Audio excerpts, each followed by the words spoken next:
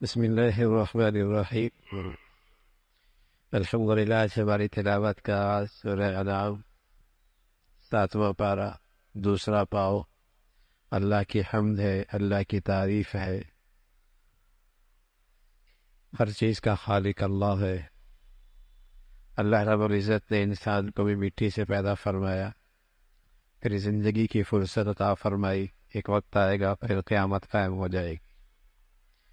اس صورت میں عقیدہ توحید، عقیدہ رسالت، عقیدہ آخرت کا تذکرہ ہے۔ مختلف انداز سے ان تین چیزوں کا تذکرہ بار بار آیا ہے۔ پھر اللہ کے نبی صلی اللہ علیہ وسلم کو تسلی بھی ہے، آج آپ کا یہ انکار کر رہے ہیں، اس سے پہلے بھی رسولوں کا انکار کیا گیا۔ ان کا یہ کہنا کہ آپ کی سچائی کے لیے کوئی اللہ کی طرف سے خط آئے، کوئی فرشتہ آ کر آپ کی سچائی کی گواہی دے، فرمایا اگر فرشتہ آ بھی گیا وہ بھی انسانی شکل میں ہوگا، پھر یہ کہیں گے یہ کون ہے؟ اور پھر انسانوں کی رہنمائی کے لیے تو انسان ہی آیا کرتے ہیں، بشر ہی آیا کرتے ہیں۔ محمد رسول اللہ صلی اللہ علیہ وسلم ہیں تو بشر، لیکن امام الانبیاء، سارے بشر کے سردار ہیں، سارے انسانیت کے سردار ہیں۔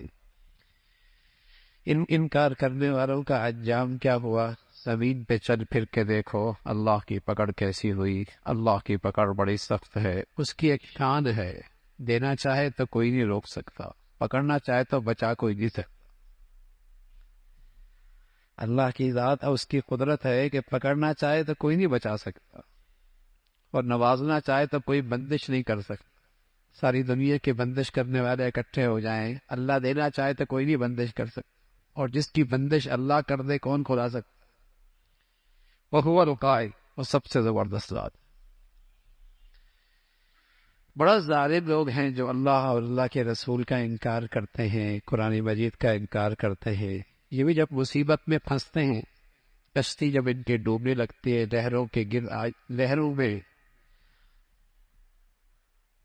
لہروں کے درمیان پھنستی ہے، تو پھر یہ بھی اللہ کو پکارتے کہ اللہ کے سوا کوئی نہیں کر سکتا۔ حضرات انبیاء علیہ الصلوۃ والسلام آئے، قوموں پر اللہ کی طرف سے پکڑ بھی آئے، شاید ان کے دلوں میں عاجزی آ جائے، اللہ کی طرف رجوع کریں، لیکن بعض لوگ اللہ کی قدرت کی یہ نشانیاں اور عبرت کے مناظر دیکھتے ہیں لیکن اللہ کی طرف رجوع نہیں کرتے، دل سخت ہو گئے، دل سخت ہو گئے۔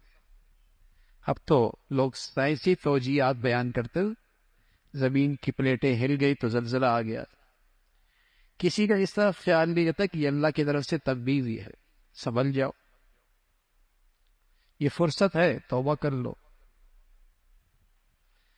زلزلہ آیا کوفہ کے وقت، عبداللہ ابن مسعود تھے رضی اللہ تعالیٰ عنہ، وہاں پر موجود تھے۔ زلزلہ آیا، کہا لوگو یہ زلزلہ ہے، اللہ چاہتے ہیں تم اللہ سے معافی مانگو، اللہ چاہتے ہیں تم اللہ سے معافی مانگو۔ تو لیکن جب دل سخت ہو جاتا ہے تو آدمی اثر نہیں لیتا، کیسی یہ عبرت کے مناظر ہوں، لوگوں کا دل نہیں پگھلتا۔ اس کا تذکرہ فرمایا اس امت پر بھی مختلف قسم کی مصیبتیں آئیں گی، لیکن کلی طور پہ اس کی امت ہلاک نہیں ہو، آسمانی عذاب سے اور زمینی عذاب سے۔ جیسے پچھلی قوموں کے اندر آسمان سے عذاب آیا، ساری امت مٹ گئی، زمین سے عذاب آیا، سیلاب آیا، پانی کا ریلا آیا، زمین سے چشمے ابلنے لگے، ساری امت مٹ گئی۔ لیکن اس امت پر ایسا عذاب نہیں آئے گا۔ ہاں ایک عذاب آئے گا، آپس میں دستے گریبان ہونے، وہاں آپس میں جنگ و جدال کرے گا۔ اللہ تعالیٰ حفاظت فرمائے، آپس کی نفرت اور آپس کا جھگڑا اللہ کا عذاب ہوتا ہے، اور آپس کی محبت اور آپس کا اتفاق یہ اللہ کا بڑا انعام ہوتا ہے۔ تو اس کا تذکرہ فرمایا یہ آئے گا۔ فرمایا جو لوگ بے دینی کی بات کریں تم ان کے پاس نہ بیٹھو۔ آپ علیہ الصلوۃ والسلام سے کہا گیا، امت کو نصیحت کی گئی، امت کو نصیحت کی گئی آپ کے واسطے سے، بے دینوں کی صحبت میں نہ بیٹھ۔ بس اوقات آدمی بے دین آدمی کی باتیں سنتا ہے تو اس کے اندر سے عقیدہ کمزور ہو جاتا ہے۔ گھڑا کچا ہو نا، اور اس میں پانی ڈال دے تو سوراخ ہو جائے گی۔ جب آدمی کے اپنے نظریات، سوچ، فکر، عقیدہ، ایمان کمزور ہوتا ہے تو بری صحبت سے اس کے اندر سوراخ ہو جاتی، اس کے اندر سوراخ ہو جاتی. ہاں، یا تو پھر گھڑا مضبوط ہو، پانی ڈال دے تو پانی ٹھنڈا کر دے گا، یا تو آدمی عقیدے ایمان کے لحاظ سے ایسا ہو کہ بے دینوں کے پاس بیٹھے تو ان کو بھی دین پہ لے آئے، ایسا طاقتور ہو.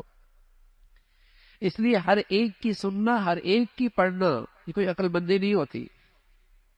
کہتے نہیں میں تو ریسرچ کر رہا ہوں. ارے میاں ریسرچ کی صلاحیت بھی تو ہو. کبھی اماں کے علاج کرنے کے لیے خود ریسرچ کرنا شروع کر دی؟ نہیں، وہاں تو ڈاکٹر پہ اعتماد کرتے ہیں. اپنا گھر بنانے کے لیے چلو میں خود بناؤں گا، ریسرچ کی؟ نہیں، وہاں تو کسی پہ اعتماد کرتا ہے. یہ دین ہی ایک ایسا مذاق ہے، ہر آدمی ریسرچ کر رہا ہو. پہلے وہ صلاحیت ہو پھر ریسرچ کیجیے نا بھائی. پہلے صلاحیت تو ہو، استعداد تو ہو. بے دینوں کی صحبت میں نہ بیٹھو، اس کا تذکرہ فرمایا. پھر حضرت ابراہیم علیہ الصلوۃ والسلام کا تذکرہ ہے. ایسے گھر میں آنکھ کھولی جہاں پورا ماحول شرک بھرا ہوا تھا. باپ مجاور تھا، بت بنایا کرتا تھا.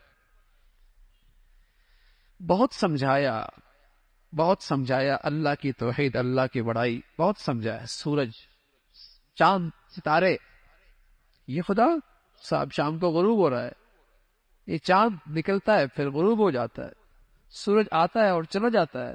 یہ معبود نہیں ہو سکتی. معبود وہ ذات ہے جو ہمیشہ سے ہمیشہ رہے گی. بہت بڑا ظلم ہے جو اللہ کی ذات میں، اللہ کی صفات میں شریک ٹھہراتا ہے.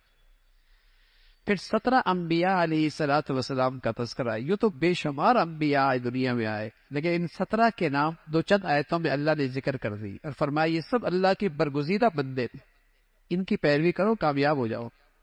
قرآن کی حقانیت کا تذکرہ ہے، قرآن کی بڑائی کا تذکرہ ہے.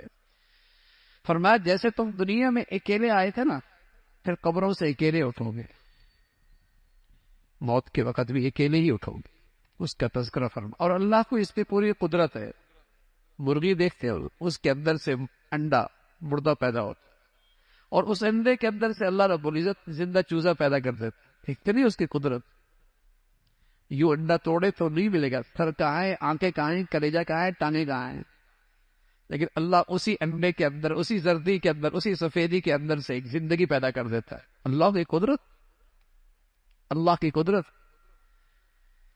یوں ابالا اور کھا لیا، اور کچھ عرصے کے بعد اللہ نے مرغی کے اندر نیچے رکھا تو اس کے اندر چوزا پیدا ہو گیا. کون ذات ہے؟ اللہ کی ذات. وہی ذات ہے جو زمین کے اندر سے نباتات، سبزیاں اگاتی. ایک ہی زمین ہے، پانی ایک جیسا، کھیتی بھی، زمین بھی ایک جیسی، اور اس میں ڈالنے والی جسے کہیں کہ اس کی نگرانی اور اس کی حفاظت بھی ایک جیسی، کھاد بھی ایک جیسی. لیکن نکلنے والا پودا اور نکلنے والا پھل، اس کا ذائقہ مختلف، رنگت مختلف، سائز مختلف. کون کرتا ہے؟ اللہ ایک کرتا. اس ذات کی قدرت ہے، وہی خالق ہے، اس کے سوا کوئی نہیں. وہ سب کچھ دیکھ سکتا ہے، تمہیں سب کچھ دیکھ رہا ہے، لیکن اس کو دنیا میں کوئی نہیں دیکھ سکتا. بڑا باریک باں ہے، وہ سب جانتا ہے، سب دیکھتا ہے. اس کا تذکرہ فرمایا. یہ قسمیں کھایا کرتے تھے اللہ کی مانیں گے، لیکن جب اللہ کی بات آئی انکار کر بیٹھا. اللہ کریم فرما رہے اگر ہم فرشتہ بھی اتار دے تو پھر بھی یہ نہیں مانیں گے. فرشتہ آئے، ان سے بات بھی کریں، ضدی ہیں، تکبر ہیں، نہیں مانے. دو قسم کے لوگ ہوتے ہیں. ایک وہ ہوتا ہے ناواقف، اس کے پاس سچائی آ جائے ایمان لے آتا ہے. ایک ہوتا ہے جانتا پوچھتا ہے لیکن مفادات پہ زد پڑتی ہے، اس لیے نہیں مانتا. اللہ کے نبی کا واسطہ ایسے لوگوں سے پڑا جو جاہل نہیں تھے، وہ خوب آپ کو جانتے تھے، آپ کی زندگی دیکھی تھی، آپ کی زندگی کا تجربہ کیا تھا، لیکن ایمان نہیں لائے، مفادات پہ زد پڑتے تھے. ایک یتیم، اس کے پیچھے چلنا پڑے گا، سرداری جائے گی، وڈیرا پن جائے گا، چودراہٹ چلی جائے گی. جس کی والدہ کا انتقال بچپن میں ہو گیا، باپ کا بھی ہو گیا، ہم اس کی کیسے پیروی کریں؟ انا تھی، انا تکبر تھا. تو پھر کچھ بھی دکھا دو، نہیں ماننا. اس نے نہیں مانا. پھر فرمایا بے دین لوگوں کی باتوں کا اثر وہی لیتا ہے جس کے دل کے اندر بھی کجی ہوتی، کھوٹ ہوتا ہے. بکری کی طرف جاتے نا، مرغی مرغی کی طرف، کبوتر کبوتر کی طرف، جنس جنس کی طرف جاتا ہے۔ اندر ظلمت ہو تو ظلمت والی باتیں اچھی لگتی ہیں، اللہ ہمیں ایمان کا نور نصیب فرما دے۔ پھر نورانی باتیں اچھی لگیں، پھر تقوی کی باتیں اچھی لگیں۔ اندر جنس اندر کا مزاج خراب ہو گیا، یا ظلمت ہے تو ظلمت والی باتیں، بے دینی کی باتیں، لادینی کی باتیں وہ اچھی لگیں گی۔ اور یہاں اگر تقوی کا نور ہو، تقوی کا نور ہو تو طبیعت اس کی طرف مائل نہیں ہو۔ اس کا تذکرہ فرمایا لوگوں، ظاہری گناہ ہو یا باطنی ہو، آنکھیں، ہاتھ، پاؤں، جسم، یہ ظاہری گناہ۔ دل کے اندر بھی گناہ ہوتا ہے، حسد، کینہ، بغض، تکبر، حد درجے کی دنیا کی محبت، یہ دل کے گناہ ہیں۔ ایمان والوں کو تلقین فرمائی، ایمان والوں ظاہری باطنی گناہوں سے بچو۔ یاد رکھنا گناہوں کا ریئیکشن ہوتا ہے، فرمایا ان الذین یکسبون الاثم، گناہوں کا ریئیکشن ہوتا ہے، دیر سویر ہوتی ہے، دیر سویر ہوتی ہے، لیکن اس کا ریئیکشن آتا ہے پورے طور پہ۔ مرنے کے بعد دنیا بھی اس کی نحوست دیکھو گے، یہ اللہ کا قانون ہے۔ اس کا تذکرہ فرمایا جس کے لیے اللہ بھلائی چاہتے ہیں اور خیر چاہتے ہیں، اس کا سینہ اسلام کے ہر حکم کے لیے کھل جاتا ہے، یعنی اس کے لیے وہ پورے خوشی کے ساتھ اللہ کا ہر حکم قبول کرنے لگتا ہے۔ جس کا سینہ، جس کے لیے اللہ بھلائی کا فیصلہ فرماتے ہیں، اور جو اللہ کی اس بھلائی سے معروم ہوتا ہے، اس کے لیے دین کی بات قبول کرنا ایسا جیسے اس سے کہہ دیا جائے آسمان پہ چڑھو، کیسے چڑھے گا؟ اس کے لیے ایسی مشکل ہوتا ہے۔ حضور علیہ الصلوۃ والسلام سے پوچھے گا، یا رسول اللہ میرا سینہ اسلام کے لیے کھل گیا، اس کی کوئی علامت بھی ہے، اس کی کوئی نشانی بھی ہے؟ آپ علیہ الصلوۃ والسلام نے فرمایا ہاں، التجافی عن دار الغرور والانابۃ الی دار الخلود والاستعداد للموت قبل النزول۔ فرمایا اس کی 3 نشانیاں ہیں کہ دنیا دھوکے کا گھر ہے، اس سے زیادہ جی نہ لگے، اور جو گھر ہمیشہ کا ہے اس کا شوق بڑھ جائے۔ سبحان اللہ، یہ دنیا جو دھوکے کا گھر ہے، ابا چلے گئے، دادا چلے گئے، نانا چل گئے، اسی دھوکے میں اسی دھوکا ہے کہ شاید میں نے یہی رہنا ہے، اس لیے ساری توانائیاں یہی لگا رہا ہے، اس لیے ساری صلاحیتیں یہی لگا رہا ہے۔ حالانکہ دادا گئے، نانا گئے، نہ جانے کتنے گھر کے لوگ چلے گئے، یہ دھوکے میں پڑے شاید میں نے یہی رہنا ہے۔ سوچتے ہی نہیں میاں، جانے والے ایسی زندگی تھوڑی گزارتے ہیں، وہ تو تیاری میں رہتے ہیں، وہ تو تیاری میں رہتے ہیں۔ فرمایا نشانی کیا ہے؟ دھوکے کے گھر سے زیادہ جی نہ لگائے، اور جہاں جانا ہے اس کا شوق بڑھ جائے، اس کی فکر بڑھ جائے۔ والاستعداد للموت قبل نزولی، اور جانے سے پہلے جانے کی تیاری شروع کر دے۔ آپ کو کوئی کہہ دے یہ مکان گھر کا ہے، کرائے کا ہے، خالی کرنا ہے، کرائے کا مکان خالی کرنا ہے، تو بتائیے تیاری شروع ہوتی ہی نہیں ہوتی؟ تو میرے گھر کا فرد جب دنیا سے جاتا ہے تو مجھے کہہ کے جاتا ہے کہ میاں تیاری کر لو، تم نے بھی دنیا کا یہ کرائے کا مکان خالی کرنا ہے، لیکن سنتے نہیں ہیں ہم سنتے نہیں ہیں۔ میرے گھر کا جانے والا بھی مجھے خبر کر کے دیا جاتا ہے کہ میاں دنیا کے مالک نے تجھے بھی یہاں اس گھر سے شفٹ کرنا ہے۔ تو یہی ایمان کی علامت ہے۔ اللہ ہمیں نصیب فرما دے، اللہ رب العزت ہمیں نصیب فرما دے۔ اس کا تذکرہ فرمایا، پھر مشرکین کی غلط روایات اور ان کی حماقتوں کا تذکرہ ہے۔ اللہ کو مشرک بھی مانتا ہے، لیکن وہ ایسا مانتا ہے جیسے اس کا اپنا مزاج ہے، نبی کی طرح نہیں مانتا، جیسے نبی کی تعلیمات ہے، جیسے دین کی تعلیمات ہے، ایسے نہیں مانتا، حماقتیں کرتا ہے۔ حماقت کیا کرتا ہے؟ زراعت کھیتی ہوتی ہے تو اللہ کا حصہ بھی نکالتا ہے، اللہ کا حصہ بھی نکالتا ہے، اور اپنے معبودوں کے لیے بھی حصہ نکالتا ہے۔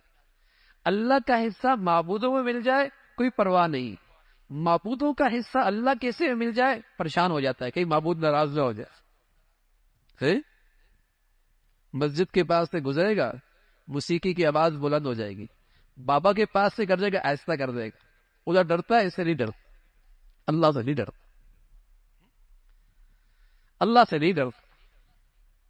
تو اس طریقے سے یہ مشرک کیا کرتا تھا، جانور چوپائے، ان کی جو بچے پیٹ میں ہوتے تھے ان کے بارے میں غلط نظریہ عقیدہ کہ فلاں کھا سکتا ہے، فلاں نہیں کھا سکتا، اس کی مذمت فرمائی۔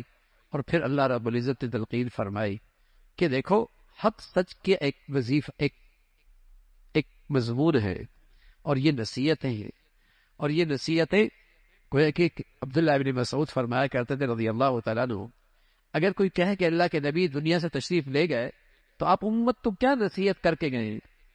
تو فرمایا وہ اس آیت کے اندر وہ ساری نصیحتیں موجود، اور یہ ایسی نصیحتیں جو ہر نبی نے اپنی امت کو نصیحتیں کی ہیں۔ اس کی پہلی چیز کیا ہے؟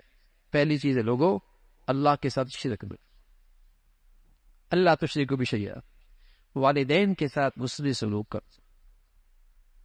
والدین کے ساتھ حسن سلوک کرو، اپنی اولاد کو ناحق قتل نہ کر۔ اس زمانے میں بھوک کی وجہ سے اولاد کو قتل کر دیا کرتے تھے، بیٹیوں کو آر کی وجہ سے قتل کر دیا کرتے تھے، اور مسلمان بھی آج ایسے ہی کرتا ہے۔ جب بچیوں کا پتہ بچی ہو رہی ہے تو حمل ضائع کرا دیتا، 4 مہینے کے بعد بچی کا حمل ضائع کرنا قاتل ہے، قاتل۔ جو کہتا ہے وہ بھی قاتل ہے، جو کر رہا ہے وہ بھی قاتل ہے۔ وہ بھوک کے خطرے کی وجہ سے بچوں کو قتل کر دیا کرتے، فرمایا بچوں کو قتل نہ کرو۔ اس کا تذکرہ فرمایا یتیموں کا مال مت کھاؤ، یتیموں کا مال مت کھاؤ، اور جو مخلوق سے عہد کرو اسے پورا کرو، ناپ تول میں کمی نہ کرو، ناپ تول میں کمی نہ کرو، اور اللہ سے جو عہد کر رکھا ہے اس کے اندر بھی کمی نہ کرو۔ اس کا تذکرہ فرمایا یہ ہے سیدھا راستہ، اس کی پیروی کرو۔ پھر قرآن کی عظمت کا تذکرہ ہے اور اس کی تلقین ہے، اور آخر میں فرمایا اللہ کے نبی صلی اللہ علیہ وسلم سے کہا گیا آپ انہیں کہہ دیں، آپ انہیں کہہ دیں کہ میری نواز، میری قربانی سب اللہ کی، اور میرا جینا مرنا بھی اللہ کی۔ نماز بڑی عبادت، قربانی بھی بڑی عبادت ہے، لیکن جو اللہ مسلمانوں سے چاہتا ہے وہ کیا چاہتا ہے؟ کہ تمہارا جینا بھی اللہ کے لیے ہو، تمہارا مرنا بھی اللہ کے لیے۔ اللہ کے نبی سے کہا گیا لوگوں سے کہہ دو ان صلاتی و نسکی و محیای و مماتی للہ رب العالمین، میرا جینا مرنا خالص اللہ کے لیے، اور اس اللہ کا کوئی شریک نہیں۔ پہلے قومیں آئیں چلی گئی، اللہ رب العزت نے تمہیں ان کی نیابت میں دنیا میں بھیجا ہے، دیکھنا چاہتا ہے تمہارے اعمال کیسے۔ ویسے تو وہ جانتا ہے، لیکن اظہار ہو جائے، اظہار ہو جائے۔ اللہ رب العزت نے تمہیں ایک مختصر سی زندگی دی ہے، اور وہ اللہ رب العزت دیکھنا چاہتے ہیں تم کیا لے کے آتے اور تمہاری زندگی کیسی ہے۔ اور یاد رکھنا اللہ بہت جلد حساب لینے والے، اس کے لیے حساب و کتاب کا نظام بنانا کوئی مشکل نہیں ہے۔ سب کی زندگی کا ریکارڈ اس کے پاس موجود ہے، اور جلد ہی اس کا فیصلہ فرما دیں گے۔ اللہ رب العزت ہمیں آخرت کی زندگی میں صحیح یقین نصیب فرما دے۔